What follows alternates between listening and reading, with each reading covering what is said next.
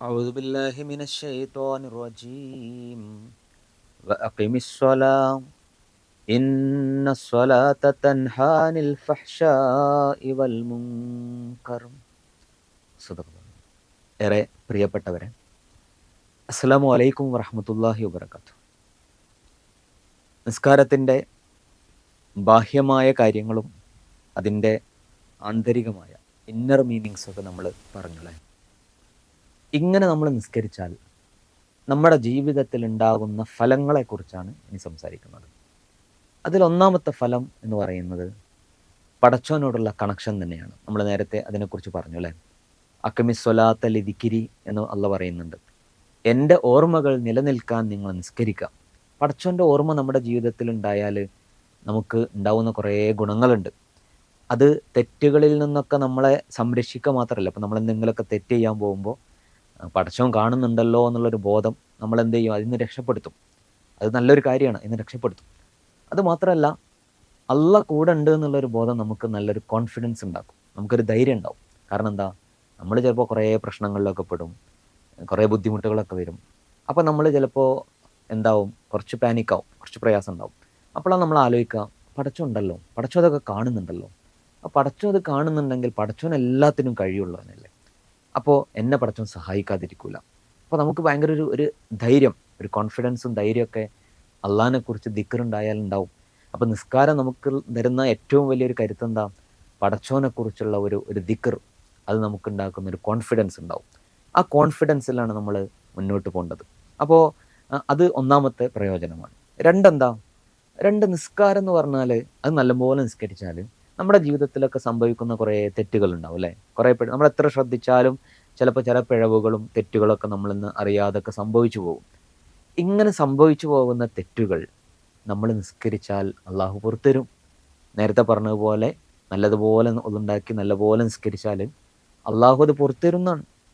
ഒരിക്കൽ റസൂൽ സല്ലല്ലാഹു അലൈഹി വസല്ലം പറഞ്ഞു കൊടുക്കുന്നുണ്ട്, സഹാബിമാരോട് പറയാണ്, നിങ്ങൾ ആലോചിച്ച് നോക്കാം, നിങ്ങളെ വീടിൻ്റെ അടുത്തൊരു പുഴ ഇങ്ങനെ ഒഴുകുന്നുണ്ട്, നല്ല പുഴ, നല്ല വെള്ളമൊക്കെയുള്ള നല്ല പുഴ, കുളിക്കാനൊക്കെ പറ്റുന്നൊരു പുഴയാണ്.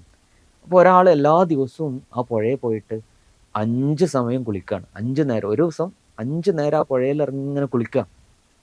എന്നിട്ട് റസൂൽ ചോദിച്ചു, അങ്ങനെ കുളിക്കുന്ന ഒരാളുടെ ശരീരത്തിൽ എന്തെങ്കിലും അഴുക്കുണ്ടാവുമോ എന്ന് ചോദിച്ചു. അപ്പോൾ സ്വഹാബിമാർ പറഞ്ഞു, ഇല്ല റസൂലെ, ഒരു നേരമൊക്കെ കുളിച്ചാൽ തന്നെ അഴുക്ക് പോകൂലേ, ഇതിപ്പോൾ 5 നേരം കുളിച്ചാൽ എങ്ങനെ അഴുക്കുണ്ടാവുക ദേഹത്ത്. അപ്പോൾ റസൂലുള്ളാഹി സ്വല്ലല്ലാഹു അലൈഹി വസല്ലം പറഞ്ഞു, ഇതേപോലെയാണ് നിസ്കരിച്ചാൽ. നമ്മുടെ ജീവിതത്തിൽ 5 നേരത്ത് നമ്മളിങ്ങനെ നിസ്കരിക്കുമ്പോൾ നമ്മുടെ ജീവിതത്തിൽ അറിയാതെ ചെയ്തു പോയ കുറേ തെറ്റുകളുണ്ടാവും. ആ തെറ്റൊക്കെ ഇങ്ങനെ പൊറുക്കപ്പെടും. നിസ്കാരം കൊണ്ടുള്ള വലിയൊരു ഗുണമാണ്. മൂന്നാമത്തെ ഗുണം എന്താ, മൂന്നാമത്തെ ഗുണമെന്ന് പറഞ്ഞാൽ നമുക്ക് പിന്നെ ഒരു സോഷ്യലൈസിങ് ഉണ്ടാക്കി തരും നിസ്കാരം, പ്രത്യേകിച്ച് ജമാഅത്ത് നിസ്കാരം അല്ലേ. നമ്മളിപ്പോൾ ജമാഅത്തായിട്ട് പള്ളിയിൽ പോയി നിസ്കരിക്കുകയാണ്. ജമാഅത്ത് നിസ്കരിച്ചാൽ 27 ഇരട്ടിക്കൂലി കിട്ടുന്നതാണ്.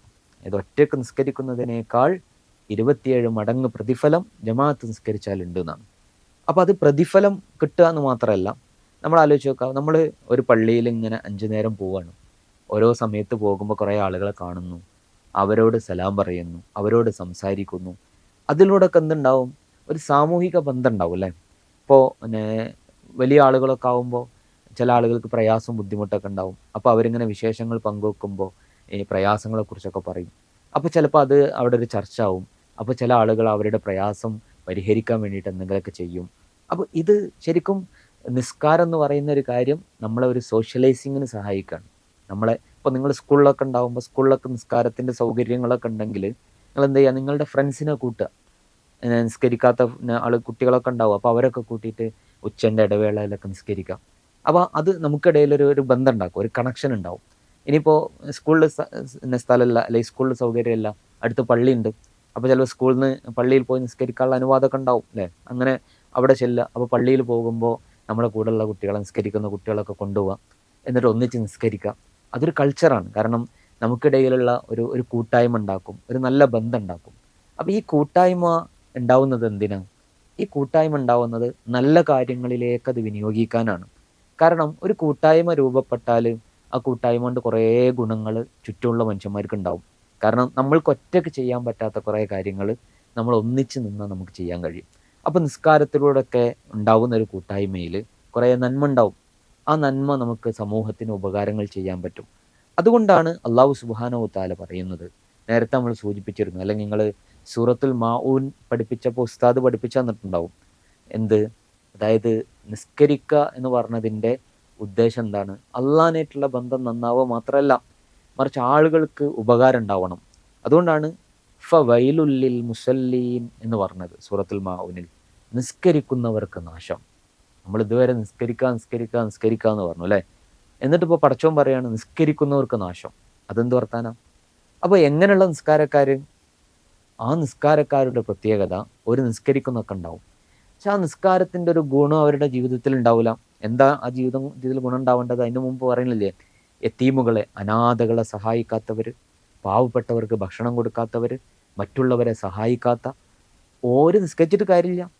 അതായത് ഒരു പള്ളിയിൽ വന്നിട്ട് നിസ്കരിക്കുന്ന ഒരാളുടെ ജീവിതത്തിൽ പടച്ചോനായിട്ടുള്ള ബന്ധം മാത്രമല്ല ഉണ്ടാവേണ്ടത്, സമൂഹത്തിലുള്ള മനുഷ്യന്മാരായിട്ടുള്ള ബന്ധം ഉണ്ടാവണം. ഇപ്പം നാട്ടിൽ 5 നേരം പള്ളിയിൽ പോകുന്ന ഒരാൾ, അത്യാവശ്യം പൈസ ഒക്കെ ഉണ്ട്, പക്ഷെ മൂപ്പരെ വീടിൻ്റെ അടുത്തുള്ള ഒരാൾക്ക് പട്ടിണിയാണ്, പിന്നെ ആഹാരം കഴിക്കാൻ വകുപ്പില്ല, അല്ലെങ്കിൽ രോഗമായിട്ട് ചികിത്സിക്കാൻ പൈസ ഇല്ല, അല്ലെങ്കിൽ മക്കളെ പഠിപ്പിക്കാൻ ഫീസ് കൊടുക്കാൻ പുസ്തകം വാങ്ങാൻ പൈസ ഇല്ല.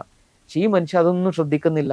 ഇയാൾ നല്ല ഭക്ഷണമൊക്കെ കഴിച്ച് വീട്ടിലുള്ള മക്കൾക്ക് നല്ല സൗകര്യങ്ങളൊക്കെ ഒരുക്കി കൊടുത്ത് എന്നിട്ട് പള്ളിയിൽ പോയി 5 നേരം നിസ്കരിക്കുക. അള്ളാഹ് പറയണെന്ത്? ആ നിസ്കാരം കൊണ്ട് കാര്യമില്ല. കാരണം നിസ്കരിക്കുന്ന ഒരാളുടെ ജീവിതത്തിൽ ചുറ്റുമുള്ള ആളുകളെ കുറിച്ച് കൂടി ആർക്കണം. ആരെങ്കിലും പട്ടിണി കിടക്കുന്നുണ്ടെങ്കിൽ അവരെ സഹായിക്കാൻ പറ്റുമെങ്കിൽ സഹായിക്കണം. ആരെങ്കിലും അങ്ങനെ പ്രയാസപ്പെടുന്നവരുണ്ടെങ്കിൽ അവരെ സഹായിക്കണം. അപ്പോൾ ഈ കൂട്ടായ്മയാവുമ്പോൾ അതിന് കുറേ സൗകര്യം ഉണ്ടാവും. ഇപ്പോൾ ഒരാൾക്ക് ഒറ്റയ്ക്ക് സഹായിക്കാനൊക്കെ കുറേ പരിമിതികൾ ഉണ്ടാവില്ലേ? പക്ഷെ ഒരു കൂട്ടത്തിലാവുമ്പോൾ നമുക്ക് എന്ത് ചെയ്യാൻ കഴിയും? ഇപ്പോൾ ചെറിയ ചെറിയ പൈസ ആണെങ്കിൽ ചെറിയ ചെറിയ സംഖ്യകൾ എടുത്താൽ തന്നെ വലിയൊരു സംഖ്യ ആവും. അപ്പോൾ അതൊരാളെ സഹായിക്കാൻ പറ്റും. അല്ലെങ്കിൽ ഏതെങ്കിലും പ്രയാസപ്പെടുന്ന ആളെ സഹായിക്കാൻ വേണ്ടിയിട്ട് നമുക്ക് ഒരു കൂട്ടായ്മ രൂപീകരിച്ചാൽ അതുകൊണ്ട് കുറേ ഫലങ്ങളുണ്ടാവും. അപ്പോൾ അതുപോലെ തന്നെ എന്തെങ്കിലും തിന്മ തടയാൻ, എന്തെങ്കിലും തെറ്റുകൾ തടയാൻ അത് നമ്മളെ സഹായിക്കും. അപ്പോൾ ഇത് വളരെ പ്രധാനപ്പെട്ട ഒരു കാര്യമാണ്. നമ്മൾ സാമൂഹികമായ നന്മകൾ നമ്മുടെ ജീവിതത്തിൽ ഉണ്ടാക്കാൻ നമ്മളെ സഹായിക്കും. അപ്പോൾ തെറ്റുകളിൽ നിന്ന് മാറി നിൽക്കുക, അതൊക്കെ നിസ്കാരത്തിൻ്റെ വളരെ പ്രധാനപ്പെട്ട ഒരു കാര്യമാണ്. അപ്പോൾ പറഞ്ഞു വന്നത്, നിസ്കാരത്തിന് ഇങ്ങനെ കുറേ ഫലങ്ങളുണ്ട്. ഒന്നാമത്തെ ഫലം പടച്ചോനെക്കുറിച്ചുള്ള ഓർമ്മ ഉണ്ടാവുക എന്നാണ്. ആ ഓർമ്മ ഉണ്ടാവുമ്പോൾ നമ്മൾ നല്ല കുറേ കാര്യങ്ങൾ ചെയ്യും, തെറ്റുകളിൽ നിന്ന് മാറി നിൽക്കും. അപ്പോൾ തെറ്റുകളിൽ നിന്ന് മാറി നിൽക്കുക എന്ന് പറഞ്ഞാൽ അത് നേരത്തെ ഞാൻ ഓതി വെച്ച ആയത്ത്, ഇന്ന സ്വലാത്ത തൻഹ അനിൽ ഫഹ്ഷ ഇവൽ മുൻകർ. നിസ്കാരം എന്ന് പറഞ്ഞാൽ തെറ്റുകളിൽ നിന്ന്, മോശമായ കാര്യങ്ങളിൽ നിന്നൊക്കെ നമ്മളെ തടയും. കാരണം എന്താ? നമ്മളിപ്പോൾ അള്ളാഹു നമുക്ക് കണ്ണ് തന്നു, ആ കണ്ണുകൊണ്ട് നിങ്ങൾ ഇന്ന ഇന്ന കാര്യങ്ങൾ കാണരുത് എന്ന് നമ്മൾ പറഞ്ഞു അല്ലേ? അപ്പോൾ അത്തരം കാഴ്ചകൾ ഉള്ള കുറേ അവസരങ്ങൾ നമുക്കുണ്ടാവും. ആ അവസരങ്ങളിലേക്ക് നമ്മൾ പോകുമ്പോൾ നമ്മൾ നിസ്കരിക്കുന്ന ആളാണെങ്കിൽ നമുക്കൊരു ബോധം ഉണ്ടാവും, അത് വേണ്ട. കാരണം എന്താ? പടച്ചോന് ഇഷ്ടമല്ല. അപ്പോൾ ഞാനിനി പടച്ചോൻ്റെ മുമ്പ് ചെന്ന് പോയി നിൽക്കണ്ടേ? കാരണം അപ്പോൾ നമ്മൾ പലപ്പോഴും ആലോചിച്ച് നോക്കുക, നമ്മൾ സ്കൂളിൽ ചിലപ്പോൾ എന്തെങ്കിലും തെറ്റ് ചെയ്തിട്ട്, എന്തെങ്കിലും റൂൾസ് നമ്മൾ ബ്രേക്ക് ചെയ്തിട്ട്, നമ്മൾ ടീച്ചർ നമ്മളെ കാത്തിക്കുന്നുണ്ടെങ്കിൽ നമ്മൾ എന്ത് ചെയ്യും? റൂൾസ് ബ്രേക്ക് ചെയ്യാൻ പോകുമ്പോൾ ടീച്ചർ ഇങ്ങനെ നോക്കുന്നുണ്ടെങ്കിൽ നമ്മൾ എന്ത് ചെയ്യും?